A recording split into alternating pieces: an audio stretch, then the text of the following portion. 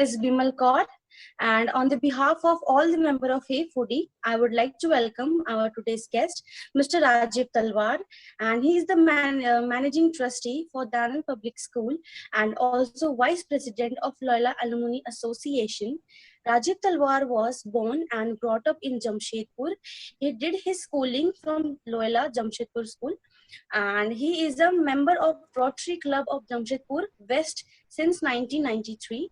Rajiv Talwar is a trustee of Jamshedpur Arya Samaj Trust and vice chairman of Academic Shiksha Samiti of Dan Public School. So, thank you so much for joining us and giving your precious time to us. Now, I would like to call our host, Vidisha. She will take the session further. Healthy chat with Hey Foodie. Thank you so much, sir. Thank you, Bimal. Hello, sir. A very warm good evening to you and all the guests present here. Welcome to Healthy Chat with Hey Foodie. So today, before we start with the healthy chat, let me tell you something about what Hey Foodie is. So Hey Foodie is all about creating awareness and serving healthy and nutritious food to students, bachelors, individuals, and all those people who are in search of healthy, fresh, pure ghar ka khana. So this is all about Hey Foodie, and on behalf of Hey Foodie family, I extend a very warm welcome to you on the show Healthy Chat with Hey Foodie. Welcome you, sir. Thank you, Vidisha. Yeah.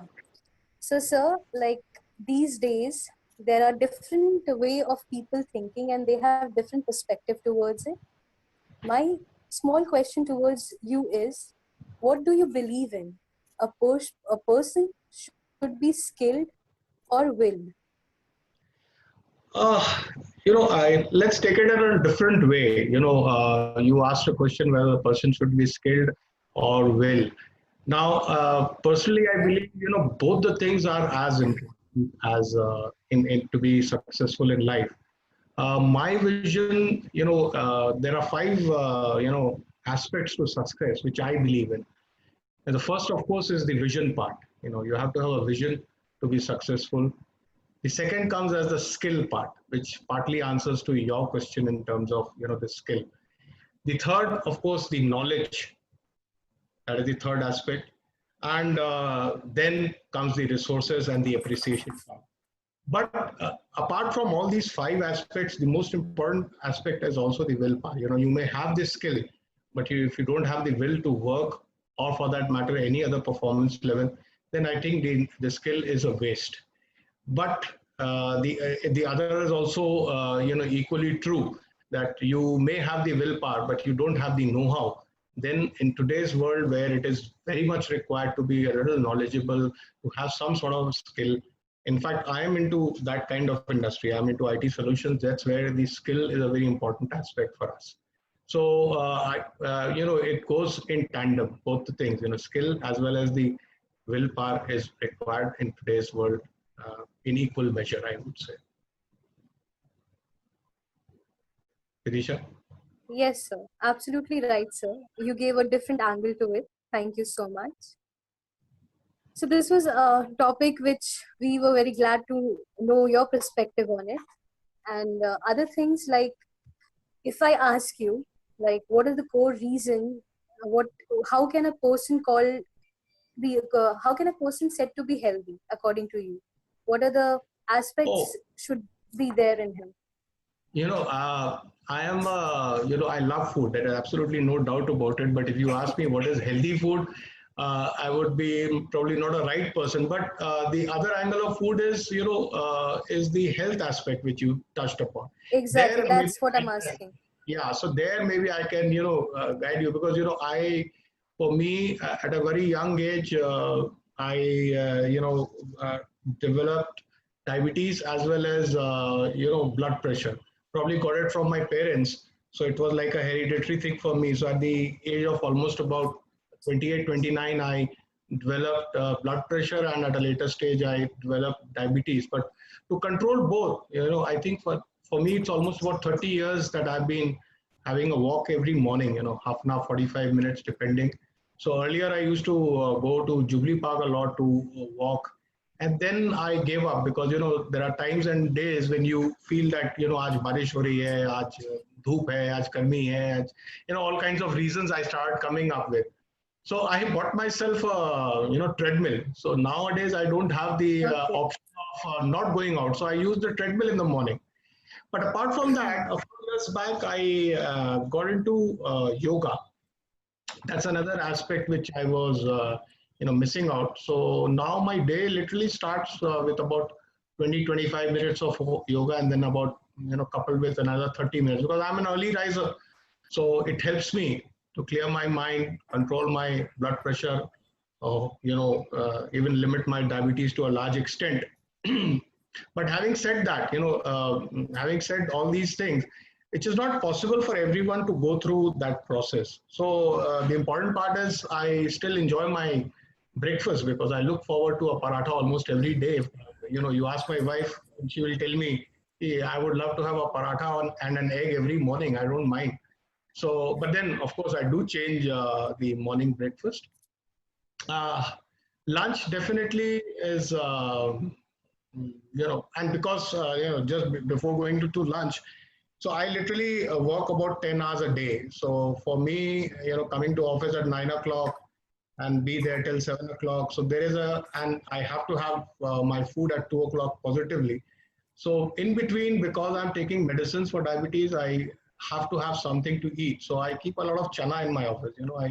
I have chana, I have some small, tidbits one should have during the, between the breakfast and the lunch aspect. So maybe at 11:30, I just take a bite of one or two of those. I always keep it in my car as well, because you never know when I may need it, because I travel also a lot. So, but yeah, I enjoy my lunch though. Yeah, that's something which I look forward to. I have a lot of vegetables. I love chicken, fish, even mutton. People, they say mutton is not very good for health, but once in a while one can enjoy the mutton aspect of it. So non-veg food, not every day, but at least twice a week, I do like to have that. Dinner generally is on an easier side. I have my dinner very early. A lot of people, I follow the Western style of dinner concept. Probably at 7:30, 8 o'clock, I prefer to have my dinner, so that even though I may go to sleep at 11 o'clock, but it really helps me to process my food, digest my food. It gives me that, if you have your dinner by 8 o'clock, then you're free till 10:30, 11 to do whatever you want to do. Watch TV, read a book. So, and it helps in digestion of the food. So that more or less I strictly follow if I'm not going out for an evening, which is for the last 4 months, as you know, we are all stuck at home, so you're not going out anyways. So that's the way in terms of balancing the food as well as, taking care of your the exercise and the yoga part of it. Right, sir. Well, I must say that you follow a perfect healthy timetable, and yeah, but I'm sure that it is quite boring as for a lot of people, that I follow a daily kind of a routine, which people tell me is pretty boring. But yeah, I stick to it, so that's okay. Yeah, right. Like boring cannot be an appropriate word to describe it, because in return it's giving you good health. So I guess that should be the only motive. Well, Right. you talked about westernization and stuff. Like if I ask Yeah. you, in the 21st century, the result of westernization and modernization has come out in a very different way. So what it is according to you? Is it positive or it's negative? See, I don't know why people talk a little about negative in terms of Western. We can adopt the good things from there. It is not necessarily that we need to adopt Westernizing anything. Doesn't mean that it's something wrong. I think I have learned from my mentors. If they are doing something good, I can copy whatever. I'm a huge fan of Amitabh Bachchan. So, literally, I would say there are certain many good things he does, which I would love to emulate, but there are many things which, doesn't suit me. So it's okay. So same goes for anything, why the Western world, for that matter. I think there are many good things which the Western countries do. Like I've given you an example of an early dinner. So I think the concept has come from the West, not from India. and it has really helped me. So I don't think that's a bad thing. Yeah, but what we do is basically overdo at times, and if the Western part of the world is into let me give. I'm not promoting it, but if you are talking about the Western part, it's there. The violence literally is far more than our country is. The drug culture is a lot more in the Western countries. So we can, if that is the one we are talking about adapting, of course not. But if we are talking about good things that country does in terms of their kind of healthcare, their kind of education system, their kind of infrastructure services, then what is the harm? I definitely we should learn and adapt the same. Vidisha? Absolutely, yeah, absolutely right, sir. I, to some extent, agree to you, but to some aspects, my thinking perspective is different. Well, if I ask you the impact of westernization and modernization on the youth, like the students, then what would your answer be? Would be the same? Yeah, again, I think the youth of our country today, leave aside the TikTok aspect and the other aspects, but I still believe our youth has a lot more to contribute than adopting the Western culture. But there are certain things which we can learn from them also, from their youth also. So it has to be. It depends on an individual, I believe, to a larger extent, how they adapt to it. Okay. Yes, sir. This So is something I completely agree with you. if you ask me, I don't remember watching, Hindi serial per se. I'm not saying that I'm promoting English serials, but don't remember watching Hindi serials for a long time till the online platforms came in and we started getting good quality, content in our own in our home through Hotstar and various other mediums which are there available today. And I used to watch mostly English serials or television. But now our Indian content has also improved significantly. So my entertainment aspect has changed from the Western to the Indian. If our quality is good, then I will surely want to be part and watching more of Indian content. So I think that's where need to be balanced right now. Okay, so if I ask you any recent Indian television series or thing that you started watching? Oh yes, when we're talking about movie, I watched it a couple of days back. Our own Jamshedpur movie, we all talking about it. So Shant being Rajput, of course, I watched it on Saturday. But yeah, the one of the Indian ones which you're talking about is the recent one which I watched was an excellent series, Arya, which had Sushmita Sen in it. So I don't know most of you, but it was top class. It was a kind of content which is comparable to any quality content across the world.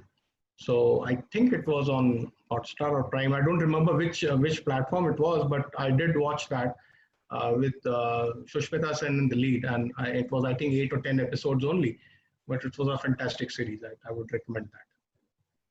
Okay, sir. Thank you. So talking about the current situation, which is the COVID-19 and the pandemic situation, a lot of things have got steps back, and a lot of things have restarted. There is one constant change which I have noticed and which has been noticed by mostly everyone, and that is the sudden rise in the suicidal cases and the suicide ratio. And they're mostly, the students or the young people. So according to you, what is the key reason that they are landing up with the only solution, which is committed suicide?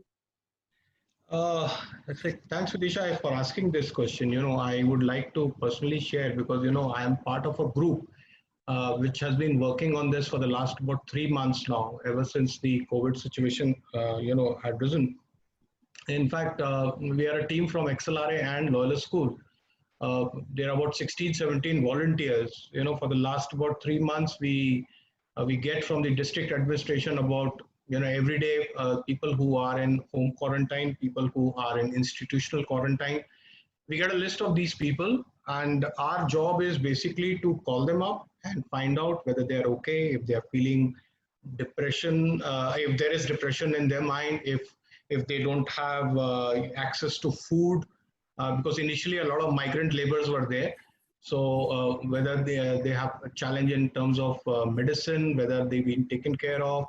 So I encountered quite a few cases when I was doing the counseling. So in fact, till as of yesterday, we have already done more than 7,000 plus successful calls between the 21 of us who are there involved directly in this.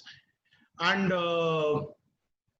in some of the calls, and we also have a knowledge sharing session every 2 weeks. We also need to de-stress because we have been calling, so we also need to discuss what we encountered and how do we take it forward.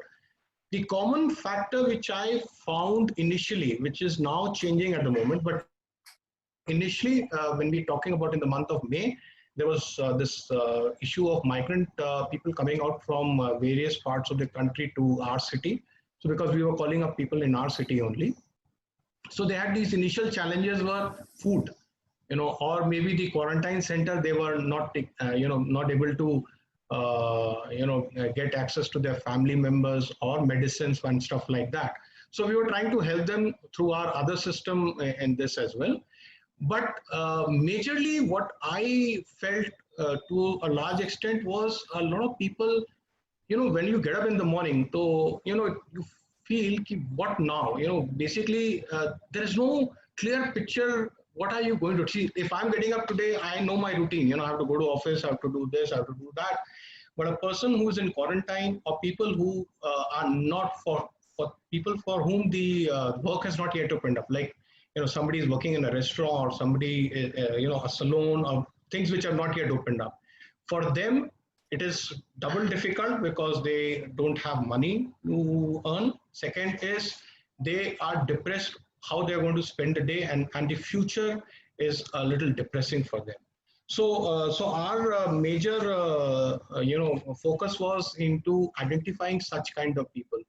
And believe me, the data shows it otherwise. I believe the number of suicides have increased. It is people may not be dying of corona, but they are dying out of depression, and they are dying out of not of hunger. I'm at least happy to note here that people are not dying of hunger, because I'm sure the government and a lot of NGOs and a lot of our self-help groups have taken care of that aspect. So food is not an issue. People are more worried about the job security. They're more worried about what the future entails for them. And the other aspect is, since I'm involved with schools and educational institutions, there also I have found that there is an anxiety among children. Initially, they were not even sure whether exams hoga ki nahi hoga. They were worried of that. Then they went into a situation ki what will be the calculation of the marks. And third and most important currently, which we are facing, is children worried about getting admission into 11th standard or in college. So all this is basically weighing on their mind. All this is there in terms of students. If I'm talking about students per se, this is what is weighing in their mind. And the other aspect which I've already covered are the people who are jobless at the moment, who don't have a very, I would say, they don't have a future literally at the moment, a secure future, if you want to put it in such a way. So yeah, so we are doing our bit, but then that is the most we can do. That is as much as one can do. And I would encourage a lot of other people to get into this and be part of the counseling. It is a little difficult job, but once you get into it, I think you will be able to help a lot of people. Yeah, that's right, sir, absolutely right. Since we talked about the student and the issues they are facing, so one thing which I have noticed, which I guess when I was in my school days, even that time this thing was not that much into the thing, that the marks have become important. The people, students are getting 95, 96, 97, and even then they are regretting, yaar, do marks se reh gaya. So this marks, if we talk about this marks culture, they have come into this perception and thinking that marks is going to take you everywhere, which I think is not like that. What would your opinion be about it? Okay. See, I would let me start on a little bit of a humor on that. Somebody had sent me some time back when all the results came in like 97, 98%. So somebody sent me a joke. कि आजकल marks Fahrenheit में आते हैं, हमारे तो centigrade में आते थे, 43, 44 degrees, 42 degrees kind of. Absolutely right. And I think that's where the difference lies. You're talking about 97, 98%. I don't remember. My school days, we used to have, the point system. So the minimum points was the best. Like, if you get a 6 point, you are like a 95% kind of a guy. Right. And I ended up getting 14 points. So I was very disappointed, I would say. So आज के ज़माने में probably it would be around maybe 75, 76%, which will not do any good. 30 years back, it did hold a lot of value, but now it doesn't hold any value. See, marks are important, but my daughter got about 97% a couple of years back, and I was thrilled that she got it into that, but she didn't end up getting at SRCC in Delhi. So she was disappointed, but I was very happy because she ended up going to St. Xavier's, Calcutta. And I said, okay, chalo, nazdeek hai ya. So marks, ultimately, I believe as far as the graduation is concerned, marks are good enough for getting into colleges. Yes, because the race to the colleges has become in terms of marks. I wish they had a lot more entrances. That would have been a little more, a level playing field, I would say. That would have been a level playing field as far as the, you may not have performed well in your 12th standard. I would say if you have entrances like you have in MBAs and the engineerings and stuff like that, if the colleges had some sort of a test criteria, then probably this horse race of getting marks into late 90s would be different. But having said that, I am myself managing trustee in one institution, and I expect our children to score above 90%. So I won't be a little hypocrite in terms of saying that yes, marks are important in today's scenario. So that's it. Yeah, marks are important, but I don't think we should get worked up because I believe end of the day, the college aspect is important. But, in life, probably it's not important. I've seen a lot of mediocre students who would not have done well in school or even in college have done very well in life. I would consider myself an example. I have not done very well in my school or college life, but I've probably done well in my life for myself and for my family. So let me give a self-example of that rather than going there. So that marks are important in today's scenario more for college admission, I believe. Yes, so that's what I agree. I also agree, because if we talk about Newton, if we talk about other successful scientists like these people were really bad at studies, but they end up doing something big, and they have been remembered by everyone. Right. So that's really nice of you, sir, that we came to know a lot of things about education, about health, about a proper timetable, which you indirectly told us, which is your own timetable. And so, like, I have one small question to you. Like, every small experience in life teaches us something or the other. So if I ask you, what has this quarantine and lockdown, or you can say the pandemic situation, has taught you? Please describe it in 3 words. Value for life, as simple as that. Okay, that's a bang on answer, I must say. Yeah, because we have we take life for granted, I believe, and Absolutely. so here is something which is giving us a jolt that you can't take life for granted. So I think value for life is my takeaway from this entire situation. And also, I'm taking this opportunity. I have a lot of respect for our Prime Minister, Mr. Narendra Modi. But when he said that we should practice social distancing, that's where I little bit disagreed with him. I thought maybe he didn't coin the word right. It should be physical distancing and social bonding. That should be the mantra for current situation. Physical distancing definitely, but social bonding. So also the COVID situation, we should not be afraid of it. If you have time, let me tell you a small story about this. There are certain things which we build up. If you start feeling that कि corona है और हमको होगा, तो जरूर होगा. If you start building, our body behaves in that manner. I remember, somebody had told me a story about a person who was supposed to be hanged. So, say instead of hanging, they thought to change it to a situation where they will have a poisonous snake who will bite that person and he will die. And they told this to this guy, okay, we are going to have a poisonous snake who will bite you, and that's how you're going to die. That's your death sentence. So on the given day, he was blindfolded and kept ready. Now the snake will come and bite you. And what they actually didn't bring a snake. They brought in 2 pins, and they just pinned him twice on his body. And when they opened up his blindfold, the guy was dead, because it was not the snake which had bitten him; it was that fear. And so what our body does, it develops all those antibodies of a venomous snake, and that poison was already there in our body.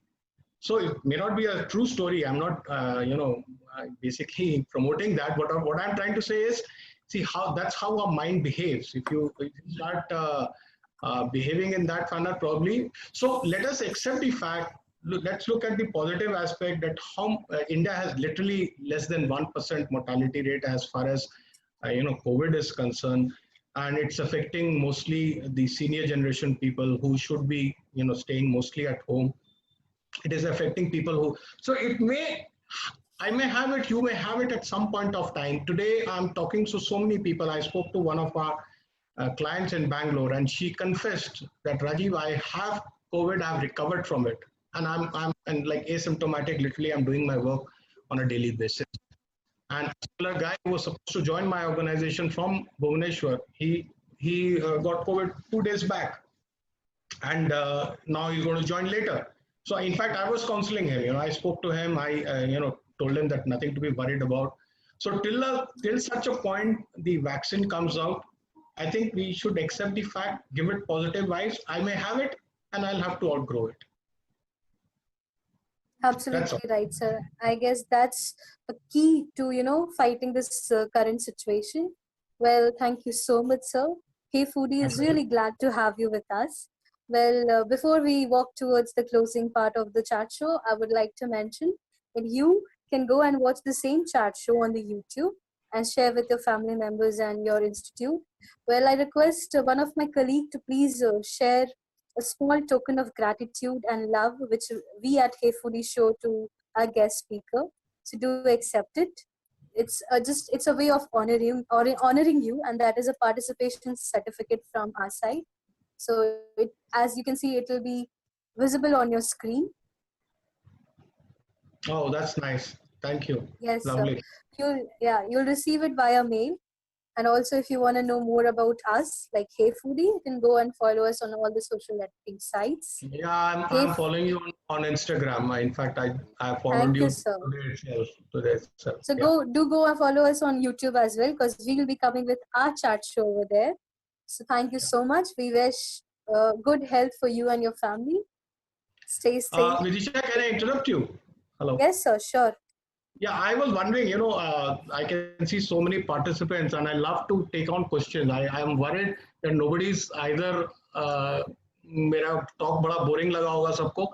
So can we ask one or two participants to, have, some sort of a question? I can see somebody writing. Yes, the question for you is, just a second, I'll read it out. School life story related to tiffin, lunchbox in break time. So do share a memory of that. My story in terms of, I used to, for me, schooling was like not 7:30 to 9:30. In the 80s, the schooling was more like, 9 o'clock to 3:30 for me. And I used to stay in Golmuri at that point of time. And I used to, cycle down to my school, which is in Northern Town, as most of you know, in Loyola School. So yes, we used to have a break of 1 hour, from 1 o'clock to, or maybe 12:45 to 1:45. And during that period, I used to have my servant who used to bring lunch for me. So that was a kind of a thing I used to enjoy. But when I started growing up, all my friends used to come around and we used to have the lunch together. So the tiffin box concept probably, went out of my life by sixth standard, literally. And post sixth standard, and there's one thing which I don't know, Loyalians know about it. We have a very unique thing in Loyola School, which is known as the handball court. It's very popular. It's a kind of a sport which is not played across the country at all. So, you have to go to Loyola to see what is a handball court. And we used to, yes, sir. yeah, we used to have two kind of recesses, breaks, intervals, whatever you call it. One used to be for about 10 minutes. The other one used to be about 50 minutes. So what we used to do basically was eat in the 10-minute thing, and for the next 50 minutes we would be on the handball court during the tiffin time, as somebody had asked the question, tiffin time. So that was how I spent my tiffin time in school. Right, so the next question for you is, since you connect with a lot of students, bachelors and corporates, what's the problem they face related to food on a daily basis? I think a lot of, I can't say about school children bring tiffin. So the one thing which is common between school children bring tiffin and my staff bringing tiffin to office. Fortunately for me, I'm a little lucky that my house is very near to my office, so I still go home for lunch. I still have that liberty of going home for lunch and having hot food at home. But I think what the children miss, or even my office people miss, is some hot food. So, that is something which every corporate house would probably miss, hot food, I would say. Healthy, I'm sure everybody gets healthy food from home. I do hear, since my wife is also a teacher at Loyola, so I get to know, a lot when she tells me that children bring a lot of junk food. Now, junk food, we all love Maggie. Who doesn't love Maggie, and who doesn't love noodles kind of thing? But as they say, that is part of junk food, and she keeps about telling the children to bring healthy food. But I believe me, that kind of healthy food becomes a little cold when you bring it to school at a later point of time. So cold food is, I think, what the students would miss, rather the students miss out on the hot food, as well as my office team. Right, sir. Thank you so much. That's all with the question in the chat books for you. And they have also given you a lot of thanking quotes, like "Thank you, sir, for the lovely answer." Do you think Ghar Ka Khana is boring? Last question, yes, sir. Okay, yeah, not really. See, I am myself, as I said, I may not know what is healthy or what is unhealthy, but I'm very fond of food, and I'm very fond of eating out. So, I literally eat twice or thrice a week. Even now during the lockdown, I don't, at least the dinner part I enjoy from outside. So Ghar Ka Khana, at times it becomes boring when I don't like things which are not to my taste. So yeah, then it becomes boring. Otherwise I still prefer the home food. Yes. That was a truly honest answer from your side. Thank you so much, sir. Thank you. Yeah, sir. So that's all for today's chat show. Thank you so much for being there. My pleasure. We hope you have great health, and so your family. Stay home, stay safe, and take care.